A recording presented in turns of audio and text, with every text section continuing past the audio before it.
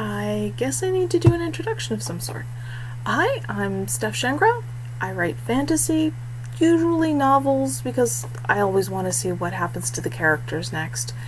Sometimes it takes place in a slightly alternative version of what we call the real world. Sometimes I create completely different worlds. The bit that's kind of bonkers is that despite many thousands of hours that have gone into trying to be as good as possible, but I've spent most of the time sharing the results only with my friends, the ones patient enough to put up with all the writing. It's not so much a hobby as an obsession. I would really rather do it just for the love of telling stories and bringing characters to life than have all the pressure of trying to make a living at it. I'm going to be reading my work out loud and putting it here. I hope for you to enjoy. I'm going to try to keep the format as simple and informal as possible without editing. This isn't because I'm lazy or completely lacking in editing skills, or at least mostly not that. I'm hoping that we'll keep it casual and give you the feeling of the two of us being together while I read to you. Since this is new to me, it may take me a bit to sort out the best way to do it.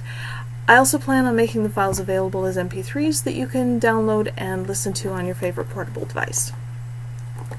My work tends to be heavily character-driven. I never quite know what they're going to do while I'm racing through the first draft.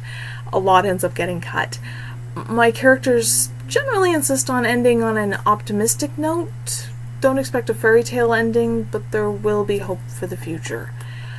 I'm not sure whether to consider this one last thing to be an ad or a warning. I suppose it kind of depends on your perspective.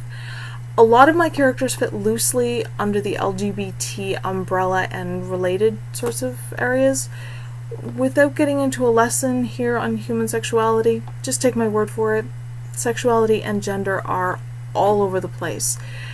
That includes kink and consensual, non-monogamous relationships. And that means real world and in the stuff that I write. It's fantasy, after all, with characters who aren't human or aren't part of any modern culture. Even the real world, human and animal, is incredibly diverse. However, any character worth the time has more going on than that. I write about the adventures of characters that just sometimes happen to be unconventional. I don't write about characters based on their gender or sexuality, and some of them are straight, vanilla, monogamous. It's just individual. At times I've had characters surprise me with traits that I really didn't expect to turn up, but I generally just go with it when that happens.